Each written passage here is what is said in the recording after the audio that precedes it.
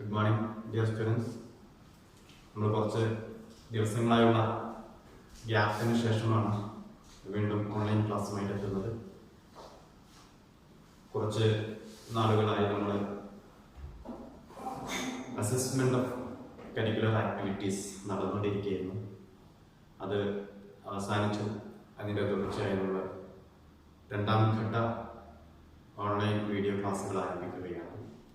ഒന്നാം ഘട്ട ക്ലാസ്സുകളുടെ വിലയിരുത്തലായിരുന്നു കഴിഞ്ഞ ഒരാഴ്ച നടന്നിരുന്നത്.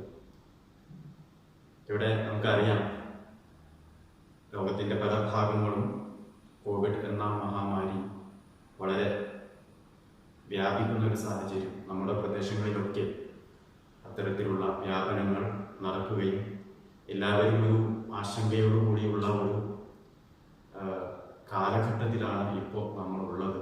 അതുകൊണ്ട് തന്നെ എല്ലാവരും സ്വയം പ്രതിരോധിക്കുക, സുരക്ഷിതമായി വീട്ടിലിരിക്കുക, അനാവശ്യമായി പുറത്തിറങ്ങി ഒരു വിദിതമായ സാഹചര്യം നമ്മളിലും നമ്മുടെ കുടുംബങ്ങളിലും നമ്മുടെ ചുറ്റുപാടുകളിലുള്ളവരിലും ഉണ്ടാക്കാതിരിക്കുക. ഇത്തരം കാര്യങ്ങൾ ശ്രദ്ധിച്ച് ഒരു കരുതലോട് കൂടി ഇരിക്കാൻ എല്ലാവരോടും ആദ്യമായി അഭ്യർത്ഥിക്കുകയാണ്. നമ്മുടെ ക്ലാസ്സിലേക്ക് വരികയാണ്. കഴിഞ്ഞ ക്ലാസ്സുകളിൽ നമ്മൾ പറഞ്ഞിരുന്നത് +2 പൊളിറ്റിക്കൽ സയൻസിൻ്റെ ആദ്യ 2 ചാപ്റ്ററുകൾ മുഴുവനായും നമ്മൾ ചർച്ച ചെയ്തു. മൂന്നാമത്തെ ചാപ്റ്റർ നമ്മൾ തുടങ്ങിയിരുന്നതിൻ്റെ ആദ്യ ഭാഗങ്ങൾ ചർച്ച ചെയ്തു. മൂന്നാമത്തെ ചാപ്റ്ററിൻ്റെ പേര് ആസൂത്രണ വികസനത്തിൻ്റെ രാഷ്ട്രീയം, പൊളിറ്റിക്സ് ഓഫ് പ്ലാൻഡ് ഡെവലപ്മെന്റ് എന്നതായിരുന്നു. അതിൻ്റെ ആദ്യ ഭാഗങ്ങൾ പൊളിറ്റിക്സ്, ആസൂത്രണ വികസനത്തിൻ്റെ രാഷ്ട്രീയം അല്ലെങ്കിൽ പൊളിറ്റിക്സ് ഓഫ് പ്ലാൻഡ് ഡെവലപ്മെന്റ് എന്ന് പറയുമ്പോൾ നമ്മുടെ ആസൂത്രണത്തിൻ്റെ പ്രസക്തി, ആസൂത്രണത്തിൻ്റെ വിവിധ മേഖലകൾ, ആസൂത്രണത്തിൻ്റെ വ്യത്യസ്ത സാഹചര്യങ്ങൾ, അതിലേക്ക് നടന്നെത്തിയ വഴികൾ, ആസൂത്രണ കമ്മീഷന്റെ രൂപീകരണം, പൊളിറ്റിക്സ് എന്തുകൊണ്ട് ആസൂത്രണം ഒരു വിഷയമായി വരുന്നു എന്നുള്ളത്, ഇങ്ങനെ വിവിധ കാര്യങ്ങൾ നമ്മൾ ചർച്ച ചെയ്തിരുന്നു. അതുപോലെ തന്നെ നമ്മുടെ പഞ്ചവത്സര പദ്ധതികളെ കുറിച്ച് നമ്മൾ ചർച്ച ചെയ്തിരുന്നു. ആസൂത്രണ വികസനത്തിന്റെ ഭാഗമായിട്ടുള്ള പഞ്ചവത്സര പദ്ധതികളെ കുറിച്ച് നമ്മൾ ചർച്ച ചെയ്തിരുന്നു.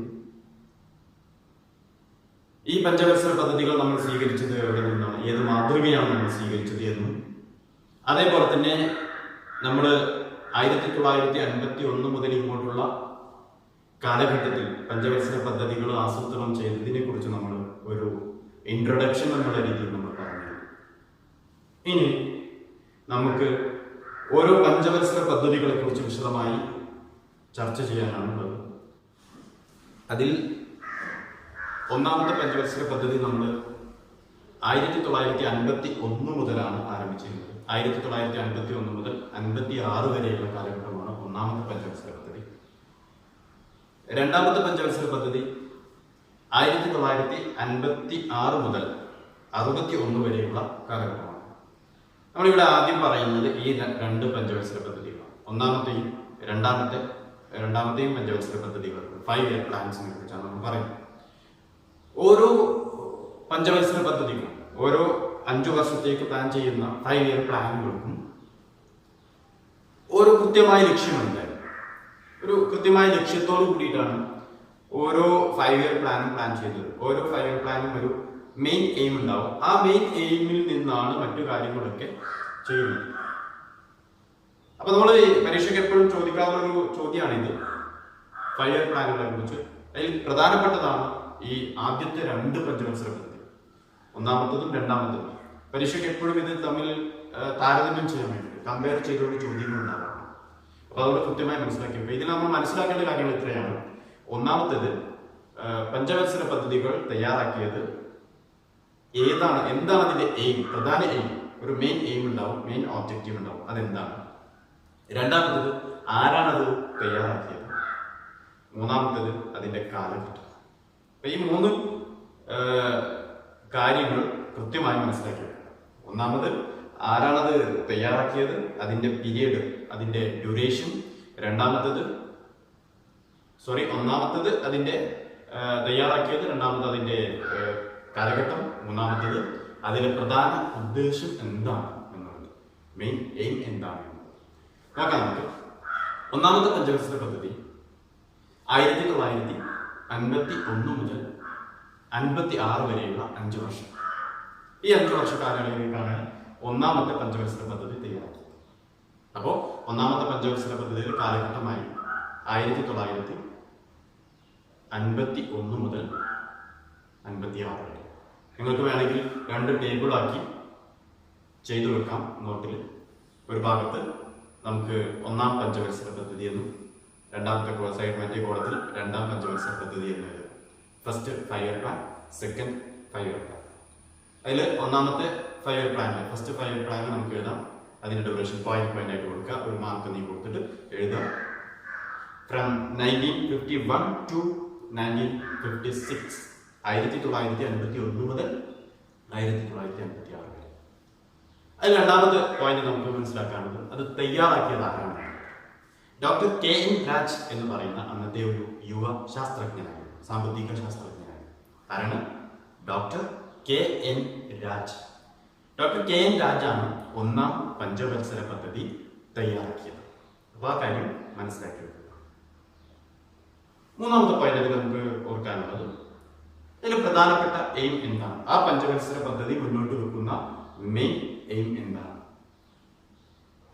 ഒന്നാം പഞ്ചവത്സര പദ്ധതി ലക്ഷ്യം വെച്ചിരുന്നത് കാർഷിക വികസനവും കൃഷിയും അനുബന്ധ വികസനവുമാണ്, അല്ലെങ്കിൽ കൃഷിയും ജലസേചനവുമാണ്. അതിൽ നമുക്ക് പറയാൻ സാധിക്കുന്നത് മെയിൻ എയിം ആയിരുന്നത് കൃഷിയാണ്. കൃഷിക്ക് പ്രാധാന്യം കൊടുത്തുള്ള agriculture and irrigation, agriculture and allied development എന്നൊക്കെ നമുക്ക് പറയാൻ സാധിക്കും. അപ്പൊ കൃഷിയും കാർഷിക വികസനവും ഒന്നാമത്തെ പഞ്ചവത്സര പദ്ധതിയുടെ ലക്ഷ്യങ്ങളായിരുന്നു. അപ്പൊ ഇത് നമ്മൾ വിലയിരുത്തുമ്പോൾ, അപ്പോൾ ഒന്നുകൂടി പറയാം, ഒന്നാമത്തെ പഞ്ചവത്സര പദ്ധതി 1951 മുതൽ 56 വരെയുള്ള കാലഘട്ടമാണ്. അത് തയ്യാറാക്കിയത് ഡോക്ടർ KN രാജ് എന്ന് പറയുന്ന സാമ്പത്തിക ശാസ്ത്രജ്ഞനായിരുന്നു. അതിന്റെ പ്രധാന ലക്ഷ്യം എന്ന് പറയുന്നത്, മെയിൻ എയിം എന്ന് പറയുന്നത് കൃഷിയും കാർഷിക വികസനവുമാണ്. Agriculture and allied development, agriculture and irrigation. ഈ ഒന്നാം പഞ്ചവത്സര പദ്ധതിയുടെ ഭാഗമായിട്ടാണ് ഇന്ത്യയിൽ കാർഷിക വികസനങ്ങൾക്ക് അടിത്തറ പറഞ്ഞത്. കാർഷിക വികസനത്തിന് ആധാരമായിട്ടുള്ള വലിയ അണക്കെട്ടുകളും അതുപോലെ തന്നെ പദ്ധതികളുമൊക്കെ ഇന്ത്യയിലെ തന്നെ ഏറ്റവും വലിയ ജലസേചന പദ്ധതികളായിട്ടുള്ള ഹിരാക്കുഡ്, ബക്രാനങ്കൽ തുടങ്ങിയിട്ടുള്ള വൻകിട ജലസേചന പദ്ധതികൾ, ഇറിഗേഷൻ ഫെസിലിറ്റീസ്, ഡാമുകൾ, ഇന്ത്യയിലെ തന്നെ മേജർ ഡാമുകളാണ് ഈ പറയുന്നത്. ഹിരാക്കുഡ്, ബക്രാനങ്കൽ തുടങ്ങിയിട്ടുള്ള ഈ പദ്ധതികളൊക്കെ നടപ്പിലാക്കിയിട്ടുള്ളത്, അല്ലെങ്കിൽ അതിന്റെ രൂപരേഖ തയ്യാറാക്കിയത് ഒന്നാം പഞ്ചവത്സര പദ്ധതിയിലായിരുന്നു. അവിടെ നിന്നോട്ടാണ് കാർഷിക വികസനം, അതിന്റെ തുടർച്ചയായിട്ടാണ് നമ്മുടെ വിവിധ മേഖലയിൽ, നമ്മുടെ കൃഷിയുമായി ബന്ധപ്പെട്ട വ്യത്യസ്ത മേഖലകൾ, പ്രധാനമായിട്ടും ഇറിഗേഷൻ. നമുക്കറിയാം, കൃഷി വികസിക്കണമെന്നുണ്ടെങ്കിൽ അല്ലെങ്കിൽ കാർഷിക വികസനത്തിന് ഏറ്റവും അടിസ്ഥാനം ജലസേചനമാണ്, ഇറിഗേഷനാണ്. അപ്പൊ ആ ഇറിഗേഷൻ ഫെസിലിറ്റീസ് നമ്മൾ ഇതിൽ ഈ ഒരു ഒന്നാം പഞ്ചവത്സര പദ്ധതിയിലാണ് നമ്മൾ ഉൾപ്പെടുത്തിയിരുന്നത്. ഇന്ത്യയിലെ തന്നെ ഏറ്റവും, ഞാൻ പറഞ്ഞ 2 ഏറ്റവും വലുതാണ്. അതുകൂടാതെ ഒരുപാട് ഡാമുകളും അണക്കെട്ടുകളും മറ്റും ജലസേചന സൗകര്യത്തിനും മറ്റും ഇതിൽ തയ്യാറാക്കിയിട്ടുണ്ട്. അതുപോലെ തന്നെ കാർഷിക വികസനവുമായി ബന്ധപ്പെട്ട് മറ്റ് സബ്സിഡികൾ, അതുപോലെ തന്നെ കൃഷിക്കാരെ പ്രോത്സാഹിപ്പിക്കുന്ന, കർഷകരെ പ്രോത്സാഹിപ്പിക്കുന്ന വിവിധ പദ്ധതികളൊക്കെ ഈ പഞ്ചവത്സര പദ്ധതിയിൽ, ഒന്നാമത്തെ പഞ്ചവത്സര പദ്ധതിയിൽ ഉണ്ടായിരുന്നു. കൃഷിക്ക് പരമാവധി പ്രോത്സാഹനം നൽകുക. നമുക്കറിയാം, ഇന്ത്യ എന്ന് പറയുന്നത് ഒരു കാർഷിക രാജ്യമാണ്, അഗ്രികൾച്ചറൽ സ്റ്റേറ്റ് ആണ് ഇന്ത്യ. അപ്പൊ അതുകൊണ്ട് തന്നെ ആ അഗ്രികൾച്ചറൽ സ്റ്റേറ്റ്, ഏകദേശം ഇന്ത്യൻ ജനതയുടെ 60% കൃഷിയിൽ അധിഷ്ഠിതമാണ് അവരുടെ തൊഴിൽ. അപ്പൊ അതുകൊണ്ട് തന്നെ അന്നത്തെ കാലഘട്ടത്തിൽ, പ്രത്യേകിച്ച് നമ്മുടെ സ്വാതന്ത്ര്യം കിട്ടിയ ഉടനെയുള്ള കാലഘട്ടത്തിൽ, ഇന്ത്യയുടെ മേജർ പോപ്പുലേഷൻ കൃഷിയുമായി ബന്ധപ്പെട്ട് തൊഴിലെടുത്ത് ജീവിക്കുന്നവരായിരുന്നു. അപ്പൊ അതുകൊണ്ട് തന്നെ കൃഷിക്ക് ഏറ്റവും കൂടുതൽ, മാത്രമല്ല നമ്മൾ ഭക്ഷ്യ സ്വയം പര്യാപ്തത നമുക്ക് അത്യാവശ്യമായിരുന്നു.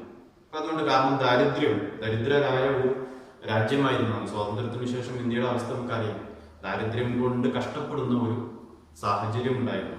ബ്രിട്ടീഷുകാർ 200 വർഷക്കാലം നമ്മളെ ഭരിച്ച് നമ്മുടെ എല്ലാ സമ്പത്തും ഊറ്റിയെടുത്ത് കൊണ്ടുപോയതാണ്. അപ്പൊ അതിന് ഒന്നിൽ നിന്നേ തുടങ്ങേണ്ട ഒരു സാഹചര്യം നമുക്കുണ്ടായിരുന്നു. അപ്പോൾ ഏറ്റവും അടിസ്ഥാനപരമായിട്ട് കൃഷിയും അനുബന്ധ വികസനവും ഭക്ഷ്യപ്രതിസന്ധികൾ ഉണ്ടാവാതെ നോക്കണം. അങ്ങനെയുള്ള ഒരുപാട് കാര്യങ്ങൾ അതിലുള്ളതുകൊണ്ട് കൃഷിക്ക് പ്രാധാന്യം കൊടുത്തുകൊണ്ടുള്ള ഒന്നാമത്തെ പഞ്ചവത്സര പദ്ധതി നമ്മൾ തയ്യാറാക്കി. ഇനി രണ്ടാമത്തെ പഞ്ചവത്സര പദ്ധതി 1956 മുതലാണ് തുടങ്ങുന്നത്. നമ്മൾ നേരത്തെ പറഞ്ഞ ഒന്നാമത്തെ പഞ്ചവത്സര പദ്ധതി ഒരു കോളം വരച്ചിട്ട് അതിന് താഴേക്ക് 3 പോയിന്റുകൾ എഴുതി. ഇനി രണ്ടാമത്തെ പഞ്ചവത്സര പദ്ധതി, അതിൽ ഒന്നാമത് നമുക്ക് മനസ്സിലാക്കാൻ സാധിക്കുന്നത് 1956 മുതൽ 61 വരെയുള്ള കാലഘട്ടമാണ് രണ്ടാം പഞ്ചവത്സര പദ്ധതി നടപ്പിലാക്കിയിരുന്നത്. ഇത് തയ്യാറാക്കിയിരുന്നത്, ഇനി അതിൽ രണ്ടാമത്തെ പോയിന്റ് നമുക്ക് എഴുതാനുണ്ട്. ഒന്നാമത്തെ പോയിന്റ് 1956 മുതൽ 61 വരെയാണ്. ഇനി അതിലെ രണ്ടാമത്തെ പോയിന്റ്, ഇത് ആരാണ് തയ്യാറാക്കിയത്? ഈ പഞ്ചവത്സര പദ്ധതിയുടെ രൂപരേഖ തയ്യാറാക്കിയത് ആരായിരുന്നു? അന്നത്തെ മറ്റൊരു പ്രശസ്ത സാമ്പത്തിക ശാസ്ത്രജ്ഞനായിരുന്നു PC മെഹലനോബിസ് എന്നറിയപ്പെടുന്ന ഒരു ശാസ്ത്രജ്ഞനായിരുന്നു. ആരാണ്? PC മെഹലനോബിസ് എന്ന് പറയുന്ന സാമ്പത്തിക ശാസ്ത്രജ്ഞനായിരുന്നു രണ്ടാം പഞ്ചവത്സര പദ്ധതി തയ്യാറാക്കിയത്. ആരാണ്? PC മെഹലനോബിസ് എന്ന് പറയുന്ന സാമ്പത്തിക ശാസ്ത്രജ്ഞൻ. അപ്പൊ ഈ രണ്ടാം പഞ്ചവത്സര പദ്ധതിയുടെ പ്രധാന ലക്ഷ്യം, മൂന്നാമത്തെ പോയിന്റ് നമുക്ക് മനസ്സിലാക്കാനുള്ളതാണ്. രണ്ടാം പഞ്ചവത്സര പദ്ധതിയുടെ സെക്കൻഡ് 5 ഇയർ പ്ലാനിന്റെ മെയിൻ എയിം എന്തായിരുന്നു? അതില് ഇൻഡസ്ട്രിയൽ ഡെവലപ്മെന്റ് ആണ്. ഇൻഡസ്ട്രിയൽ ഡെവലപ്മെന്റ്, വ്യാവസായിക മാറ്റങ്ങൾക്കാണ് പ്രാധാന്യം കൊടുത്തിരുന്നത്. Drastic change.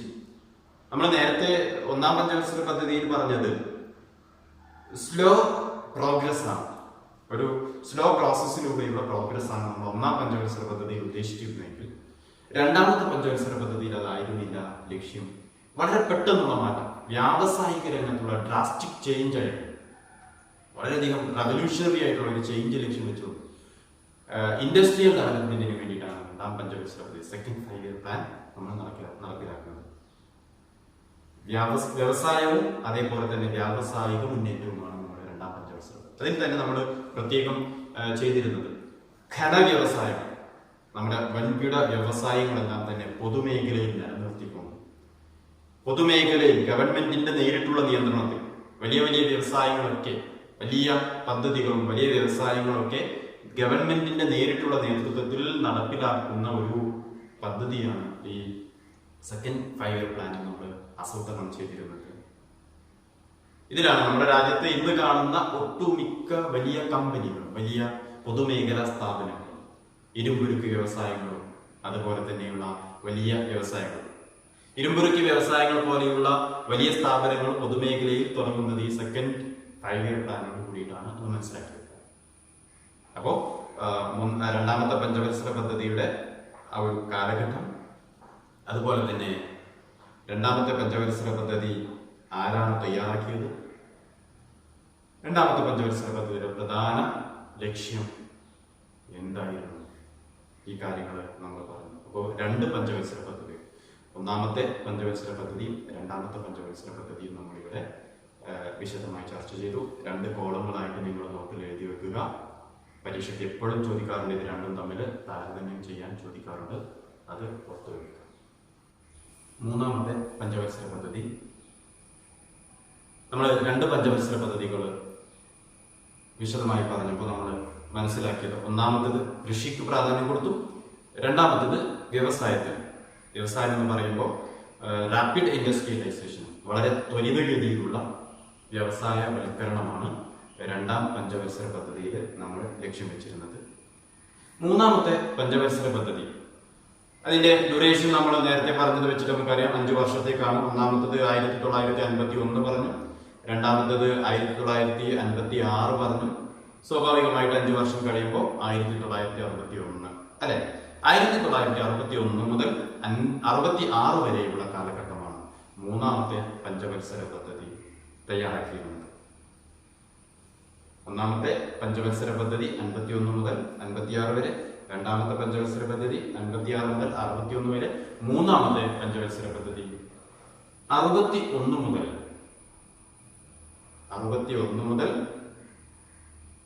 66 വരെയുള്ള കാലഘട്ടമാണ് മൂന്നാം പഞ്ചവത്സര പദ്ധതി ആസൂത്രണം ചെയ്തിരുന്നത്. ഇത് തയ്യാറാക്കുമ്പോൾ ഇതിന് മുന്നിൽ നിന്നിരുന്ന ആസൂത്രണ കമ്മീഷന് മുന്നിൽ നിന്ന് പ്രവർത്തിച്ചിരുന്നത് JC കുമരപ്പ എന്ന് പറയുന്ന ഒരു സാമ്പത്തിക ശാസ്ത്രജ്ഞനായിരുന്നു. ആരാണ്? JC കുമരപ്പ എന്ന പേര് അറിയപ്പെടുന്ന ഒരു സാമ്പത്തിക ശാസ്ത്രജ്ഞനായിരുന്നു ഇതിന്റെ പ്രവർത്തനങ്ങൾക്ക് നേതൃത്വം നൽകിയിരുന്നത്. ഇത് എന്താണ് ഇതിന് പ്രധാന എയിം, അല്ലെങ്കിൽ ഇത് മുന്നോട്ട് വെച്ചിരുന്ന പ്രധാന ഉദ്ദേശം എന്തായിരുന്നു എന്നുള്ളത് നമ്മൾ മനസ്സിലാക്കണം. നേരത്തെ രണ്ട് പഞ്ചവത്സര പദ്ധതികൾ, അതിലൊന്ന് കൃഷിക്കും മറ്റൊന്ന് വ്യവസായത്തിനും പ്രാധാന്യം കൊടുത്തപ്പോൾ വലിയ രീതിയിലുള്ള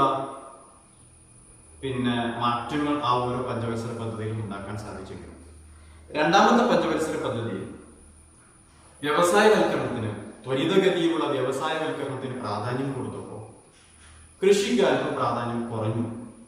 അത് നമ്മുടെ രാജ്യത്ത് വലിയ പ്രതിസന്ധികൾ ഉണ്ടാകുന്ന അല്ലെങ്കിൽ ഭക്ഷ്യപ്രതിസന്ധിയിലേക്കും ദാരിദ്ര്യത്തിൽ നിലനിന്നിരുന്ന രാജ്യം ഒരു ചെറിയ മാറ്റം വന്ന് വീണ്ടും ഒരു സാമ്പത്തികമായി അല്ലെങ്കിൽ ഒരു ഭക്ഷ്യ വിഷയത്തിൽ ഒരു പ്രയാസം നേരിടുന്ന ഒരു സാഹചര്യം ഉണ്ടായിരുന്നു. അതിനെ വിമർശനങ്ങൾ നേരിടേണ്ടി വന്നു, അല്ലെങ്കിൽ അതിനെതിരെ വിമർശനങ്ങൾ ഉണ്ടായി. അതായത് വ്യവസായവൽക്കരണത്തിന് മാത്രം പ്രാധാന്യം കൊടുത്തുകൊണ്ട് പഞ്ചവത്സര പദ്ധതികൾ ആസൂത്രണം ചെയ്തപ്പോൾ കൃഷിക്ക് അല്പം പ്രാധാന്യം കുറഞ്ഞുപോയി. അതുകൊണ്ട് തന്നെ ഭക്ഷ്യപ്രതിസന്ധിയിലേക്ക് നയിക്കുന്ന ഒരു സാഹചര്യം ഉണ്ടായി. അങ്ങനെ ഒരു വിമർശനം നേരിടേണ്ടി വന്നപ്പോൾ സാമ്പത്തിക ശാസ്ത്രജ്ഞന്മാർ അതിന് പരിഹാരമായിട്ട് കണ്ടത് മൂന്നാമത്തെ പഞ്ചവത്സര പദ്ധതി എന്ത് ചെയ്തു? ഒരേ സമയം കൃഷിക്കും വ്യവസായത്തിനും പ്രാധാന്യം നൽകുന്ന രീതി, അങ്ങനെ രണ്ടും ഉൾക്കൊള്ളുന്ന രീതിയിലുള്ള ഒരു മൂന്നാമത്തെ പഞ്ചവത്സര പദ്ധതിയാണ് സാമ്പത്തിക ശാസ്ത്രജ്ഞന്മാർ തയ്യാറാക്കിയത്. അപ്പോൾ മൂന്നാമത്തെ പഞ്ചവത്സര പദ്ധതിയിൽ പ്രാധാന്യം നൽകിയത് കൃഷിയും വ്യവസായവൽക്കരണവും ഒരുമിച്ച് രണ്ടും ഒരേപോലെ പ്രാധാന്യം കൊടുത്തുകൊണ്ടുള്ള മൂന്നാമത്തെ പഞ്ചവത്സര പദ്ധതി നമ്മൾ തയ്യാറാക്കുകയുണ്ടായി. കാരണം വ്യവസായത്തിന് കൂടുതൽ പ്രാധാന്യം കൊടുത്തപ്പോൾ നഗര ചായ്വിലേക്ക് നമ്മുടെ രാജ്യത്തിന്റെ സമ്പദ് വ്യവസ്ഥ നീങ്ങുന്നു എന്ന ഒരു തോന്നലുണ്ടായി. കൃഷിക്ക് പ്രാധാന്യം കൊടുക്കുമ്പോൾ ഗ്രാമത്തിന് പ്രാധാന്യം ഉണ്ടായിരുന്നു, ഗ്രാമീണ മേഖലയ്ക്ക് ഒരു ഇമ്പോർട്ടൻസ് ലഭിച്ചിരുന്നു. ഒരു റൂറൽ ബേസിലാണല്ലോ കൃഷി എന്ന് പറയുന്നത്, റൂറൽ ബേസിലാണ്. അപ്പോൾ കൃഷിക്ക് പ്രാധാന്യം കൊടുത്ത സമയത്ത് അത് കൃഷിക്കും അതേപോലെ വ്യവസായ പ്രവർത്തനങ്ങൾക്കും ഉണ്ടായിരുന്നു. പക്ഷേ രണ്ടാമത്തെ പഞ്ചവത്സര പദ്ധതി വന്നപ്പോൾ വ്യവസായങ്ങൾക്ക് മാത്രം പ്രാധാന്യമായിട്ട് മാറിയപ്പോൾ കൃഷിക്കുള്ള പ്രാധാന്യം അല്പം കുറഞ്ഞു. കാരണം ഒരു നഗരച്ചായ്വ് വരികയും ഒരു റൂറൽ ഏരിയകൾ അവഗണിക്കപ്പെടുന്ന ഒരു സാഹചര്യം ഉണ്ടായി. ഇത് വലിയ പ്രതിസന്ധി ഉണ്ടാക്കി, വിമർശനങ്ങൾ നേരിടേണ്ടി വന്നു. ഇപ്പോൾ സാമ്പത്തിക ശാസ്ത്രജ്ഞന്മാർ ഒരു ചെറിയ മാറ്റം വരുത്തി മൂന്നാമത്തെ പഞ്ചവത്സര പദ്ധതി കൃഷിക്കും വ്യവസായത്തിനും ഒരേപോലെ പ്രാധാന്യം നൽകുന്ന ഒരു സമ്പദ് വ്യവസ്ഥയായിട്ട് ആസൂത്രണം ചെയ്യുകയുണ്ടായി. ഇങ്ങനെ 3 പഞ്ചവത്സര പദ്ധതികൾ നടപ്പിലാക്കുകയുണ്ടായി. ഇതിനുശേഷമാണ് നമ്മൾ നാലാമത്തെ പഞ്ചവത്സര പദ്ധതി, നമ്മൾ നേരത്തെ പറഞ്ഞു, നാലാമത്തെ പഞ്ചവത്സര പദ്ധതി നമുക്ക് ഇതിന്റെ തുടർച്ചയായി നടപ്പിലാക്കാൻ സാധിച്ചില്ല. അതുകൊണ്ട് തന്നെ സ്വാഭാവികമായിട്ട് നമുക്കറിയാലോ, 1961 തുടങ്ങി 66 മൂന്നാമത്തെ പഞ്ചവത്സര പദ്ധതി അവസാനിച്ചു. 66 മുതൽ 71 വരെ നാലാമത്തെ പഞ്ചവത്സര പദ്ധതി നടക്കേണ്ടതാണ്. പക്ഷേ നമ്മുടെ രാജ്യത്ത് ഉണ്ടായ ചെറിയ പ്രശ്നങ്ങൾ, ഒന്നാമത് അതിന് മുമ്പുണ്ടായിരുന്ന ഇന്ത്യയും ചൈനയും തമ്മിലുള്ള യുദ്ധത്തിന്റെ ആഫ്റ്റർ ഇഫക്ട്സ് നമുക്ക് കംപ്ലീറ്റ് ആയിരുന്നില്ല. അത് അതിൽ നിന്ന് റിക്കവർ ചെയ്തു വരാൻ നമ്മുടെ സമയമെടുത്തു. മറ്റൊന്ന് ഇന്ത്യയും പാകിസ്ഥാനും തമ്മിലുള്ള യുദ്ധം 1965. അതേപോലെ തന്നെ രാജ്യത്തിന്റെ പല ഭാഗത്തുണ്ടായ ഭക്ഷ്യപ്രതിസന്ധികളും സാമ്പത്തിക പ്രതിസന്ധികളും ഈ യുദ്ധവും മറ്റൊക്കെ കാരണം 1971 വീണ്ടും ഇന്ത്യയും പാകിസ്ഥാനും തമ്മിലുള്ള യുദ്ധം. ഈ ഒരു പ്രതിസന്ധികൾ നിറഞ്ഞ കാലഘട്ടമായതുകൊണ്ട് നമുക്ക് നാലാമത്തെ പഞ്ചവത്സര പദ്ധതിയുടെ തുടർച്ചയായിട്ട് നടപ്പിലാക്കാൻ സാധിച്ചിട്ടില്ല. അപ്പൊ അതായത് 66 മുതൽ അങ്ങോട്ട് തുടർന്ന് കൊണ്ടുപോകാൻ സാധിക്കാത്തതുകൊണ്ട് 2 വർഷത്തേക്ക് നമ്മൾ പദ്ധതികൾ ഉണ്ടായിരുന്നില്ല. ആ 2 വർഷം 5 ഇയർ പ്ലാൻ ഇല്ലാതിരുന്ന 2 വർഷം അറിയപ്പെടുന്നത് പ്ലാൻ ഹോളിഡേ, പദ്ധതി അവധി എന്നാണ് അത് അറിയപ്പെടുന്നത്. പദ്ധതി അവധി എന്ന് പറയുമ്പോൾ തീരെ ആസൂത്രണം ഇല്ലാത്ത ഒരു സാഹചര്യമല്ല, അല്ലെങ്കിൽ സാമ്പത്തിക പ്രവർത്തനങ്ങൾ ആസൂത്രണം ചെയ്യാതെ സാമ്പത്തിക വ്യവസ്ഥ നടപ്പിലാക്കപ്പെടുന്ന ഒരു അവസ്ഥയല്ല. അത് അങ്ങനെ തെറ്റിദ്ധരിക്കരുത്. പദ്ധതി അവധി എന്ന് പറയുന്നത് 5 ഇയർ പ്ലാൻ ഉണ്ടായിരുന്നില്ല. 5 വർഷത്തേക്കുള്ള ഈ ഒരു പഞ്ചവത്സര പദ്ധതികൾ നടപ്പിലാക്കിയിട്ടില്ല. പകരം ഇയർലി പ്ലാൻ ആയിരുന്നു, വാർഷിക പദ്ധതികൾ തയ്യാറാക്കി. നമ്മൾ സാധാരണയുള്ള ബജറ്റ് പോലെയുള്ള വാർഷിക പദ്ധതികൾ തയ്യാറാക്കി നടപ്പിലാക്കിയിരുന്നു ചെയ്തിട്ടുണ്ട്. ഒരു ലോങ് വീക്ഷണത്തോടുള്ള, ഒരു ദീർഘവീക്ഷണത്തോടുള്ള ഒരു പദ്ധതി 5 ഇയർ പ്ലാൻ ഉണ്ടായിരുന്നില്ല എന്ന് മാത്രം. പിന്നീട് ഈ പ്രതിസന്ധികളൊക്കെ മറികടന്നതിന് ശേഷമാണ്, ഈ പ്രയാസങ്ങളൊക്കെ അവസാനിച്ചതിന് ശേഷമാണ് 4ാമത്തെ പഞ്ചവത്സര പദ്ധതികൾ നടപ്പിലാക്കുന്നത്. അത് നമുക്ക് ഇവിടെ ഡീറ്റെയിൽ ആയിട്ട് ചർച്ച ചെയ്യാനില്ലാത്തതുകൊണ്ട് ഞാനത് അതിലേക്ക് കടക്കുന്നില്ല. ഇവിടെ നമ്മൾ മനസ്സിലാക്കുക, ഈ 3 പഞ്ചവത്സര പദ്ധതികൾ ഏറ്റവും പ്രധാനപ്പെട്ടതാണ്. അതിൽ തന്നെ ഏറ്റവും പ്രധാനപ്പെട്ടത് ആദ്യത്തെ 2 പഞ്ചവത്സര പദ്ധതികളാണ്. അത് പലപ്പോഴും പരീക്ഷയ്ക്ക് ചോദിച്ചിട്ടുണ്ട്, ആവർത്തിച്ച് കാണുന്ന ചോദ്യമാണ്. ഈ 1ാമത്തെയും 2ാമത്തെയും പഞ്ചവത്സര പദ്ധതികൾ തമ്മിൽ താരതമ്യം ചെയ്തുകൊണ്ട് എഴുതുന്നതിനൊരു ചോദ്യം ഉണ്ടാവാറുണ്ട്. അത് മനസ്സിലാക്കി വെക്കുക.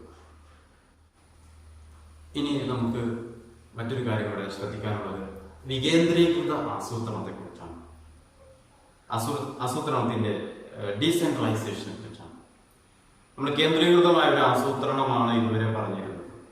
ഈ കേന്ദ്രീകൃത ആസൂത്രണത്തിനുള്ള ചില പോരായ്മകൾ മറികടക്കുന്നതിന് വേണ്ടിയിട്ട് ആസൂത്രണം വികേന്ദ്രീകരിക്കപ്പെടണമെന്നും, അല്ലെങ്കിൽ പഞ്ചായത്തുകളിലൂടെയും അടിസ്ഥാന ജനവിഭാഗങ്ങളിലൂടെയും ആസൂത്രണം നടപ്പിലാക്കപ്പെടണമെന്നുള്ള ഒരു കാഴ്ചപ്പാടോടുകൂടി നമ്മൾ പഞ്ചായത്ത് രാജ് സംവിധാനങ്ങളൊക്കെ നടപ്പിലാക്കുകയുണ്ടായി. അതിനെ തുടർന്നുള്ള ഒരു കാര്യമാണ് നമ്മൾ പറയുന്നത്, ആസൂത്രണം എല്ലായ്പ്പോഴും കേന്ദ്രീകൃതമായി കൊള്ളണമെന്നില്ല. ആസൂത്രണം എന്ന് പറയുന്നത് വൻകിട വ്യവസായങ്ങളും വൻ പദ്ധതികളും മാത്രം നടപ്പിലാക്കുന്നതിനെ കുറിച്ചുള്ളതാണ് എന്ന് തെറ്റിദ്ധാരണ പാടില്ല. ഇതിന് ഏറ്റവും വലിയ സാക്ഷ്യപ്പെടുത്തലാണ് നമ്മുടെ കേരള മോഡൽ എന്ന് പറയുന്നത്. കേരളത്തിന്റെ ആസൂത്രണ പദ്ധതികൾ സാക്ഷ്യപ്പെടുത്തുന്നു.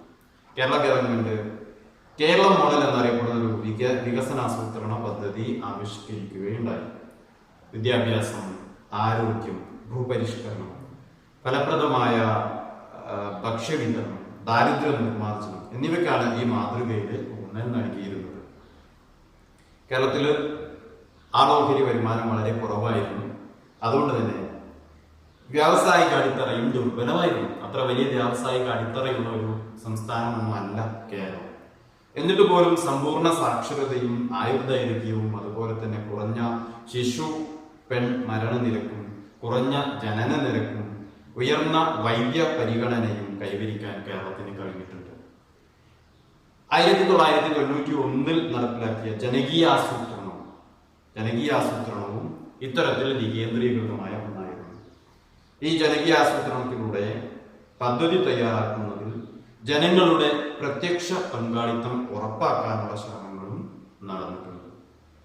സന്നദ്ധ പൗര സംഘടനകൾ ഇതിനായി പ്രവർത്തിച്ചു. പഞ്ചായത്ത്, ബ്ലോക്ക്, ജില്ലാ തലത്തിൽ പദ്ധതി തയ്യാറാക്കുന്നതിന് ജനകീയ പങ്കാളിത്തം ഉറപ്പുവരുത്താൻ ഗവൺമെന്റ് തന്നെ മുൻകൈയെടുക്കുകയും ചെയ്തു. ഇത്തരത്തിൽ ഒരു കേരള മോഡൽ, വികേന്ദ്രീകൃത ആസൂത്രണത്തിന്റെ അല്ലെങ്കിൽ ഡീസെൻട്രലൈസ്ഡ് പ്ലാനിങ്ങിന്റെ ഒരു മോഡൽ നമുക്ക് കാണാൻ സാധിക്കും. കേരളത്തിന്റെ സ്ഥിതി നമുക്കറിയാം. മറ്റു സംസ്ഥാനങ്ങളെ അപേക്ഷിച്ച്, ഇന്ത്യയിലെ മറ്റു സംസ്ഥാനങ്ങളെ അപേക്ഷിച്ച് നമുക്ക് ഉയർന്ന വിദ്യാഭ്യാസ മുന്നേറ്റമുണ്ട്. അതുപോലെ തന്നെ ആരോഗ്യ രംഗത്ത് നമ്മൾ ഉയർന്ന പുരോഗതി കൈവരിക്കുന്ന സാഹചര്യം. ഒരു വേളയിൽ, ഇപ്പോൾ നമ്മൾ ചെറിയ ക്ഷീണത്തിലാണെങ്കിലും, ഒരു വേളയിൽ യൂറോപ്യൻ രാജ്യങ്ങളോട് കിടപിടിക്കുന്ന ആരോഗ്യ സ്ഥിതി നമ്മുടെ സംസ്ഥാനത്തിനും ഉണ്ടായിരുന്നു. അപ്പൊ ആ രീതിയിൽ ആരോഗ്യ രംഗത്ത് ശിശു മരണനിരക്ക് വളരെ കുറവാണ് കേരളത്തിൽ. അതേപോലെ തന്നെ പെൺ ഭ്രൂണഹത്യകൾ വളരെ കുറവാണ്. അങ്ങനെയുള്ള, അതേപോലെ തന്നെ ജനന നിരക്ക് വളരെ തീവ്രമായ അല്ലെങ്കിൽ ഒരു പോപ്പുലേഷൻ എക്സ്പ്ലോഷൻ എന്ന് പറയാവുന്ന രീതിയിലുള്ള ഒരു ജനന നിരക്ക് നമ്മുടെ സംസ്ഥാനത്ത് കുറവാണ്. മരണനിരക്കിന്റെ കാര്യത്തിലും നമ്മളൊരു സ്റ്റാൻഡേർഡ് രംഗത്താണ് നമ്മളുള്ളത്. വലിയ രീതിയിലുള്ള മരണനിരക്ക് ഒരു ആവറേജ് വെച്ച് നോക്കുമ്പോൾ, നമ്മുടെ മറ്റ് സംസ്ഥാനങ്ങളെ വെച്ച് നോക്കുമ്പോൾ നമ്മൾ അത്തരത്തിലൊക്കെ വളരെ മുന്നിലാണ് നമ്മളുള്ളത്. അതായത് ഒരു പ്രോഗ്രസീവാണ് നമുക്ക് കാണാൻ സാധിക്കുന്നത്. ഇങ്ങനെയുള്ള ഒരു മോഡൽ ഇതൊക്കെ നമ്മുടെ കേരളത്തിന്റെ ആസൂത്രണ മേഖലയിലുള്ള ദീർഘവീക്ഷണത്തോടു കൂടിയുള്ള പദ്ധതികൾ തയ്യാറാക്കുന്നതിന് നമുക്ക് കിട്ടിയ ഗുണങ്ങളാണ്. നമ്മൾ അതിനെ ഇന്ത്യയിൽ തന്നെ അറിയപ്പെടുന്നത് പ്ലാനിങ്ങിന്റെ കേരള മോഡൽ എന്നാണ്, അല്ലെങ്കിൽ ആസൂത്രണത്തിന്റെ കേരള മോഡൽ എന്നാണ് അത് അറിയപ്പെടുന്നത്. അതിന്റെ ഭാഗമായിട്ടാണ് 1991 നമ്മൾ നടപ്പിലാക്കിയ ജനകീയ ആസൂത്രണം. ജനകീയ ആസൂത്രണം വലിയ മാറ്റം നമ്മുടെ സംസ്ഥാനത്ത് കൊണ്ടുവന്നിട്ടുണ്ടായി. പദ്ധതികൾ ആസൂത്രണം ചെയ്യുമ്പോൾ താഴേക്കടയിലുള്ള പഞ്ചായത്ത്, ബ്ലോക്ക് പഞ്ചായത്ത്, ജില്ലാ പഞ്ചായത്ത്, ഇങ്ങനെ താഴേക്കടയിലുള്ള പഞ്ചായത്തുകളെയും ജനങ്ങളെയും അടിസ്ഥാന ജനവിഭാഗങ്ങളെയും ഒക്കെ പരിഗണിക്കുന്ന പദ്ധതികളാണ് ഈ ജനകീയ ആസൂത്രണത്തിലൂടെ ഉണ്ടായിരുന്നത്. ഇതുകൂടി നമ്മൾ ശ്രദ്ധിക്കുക. അപ്പോൾ ഇന്നത്തെ ക്ലാസ് നമ്മൾ അവസാനിപ്പിക്കുകയാണ്.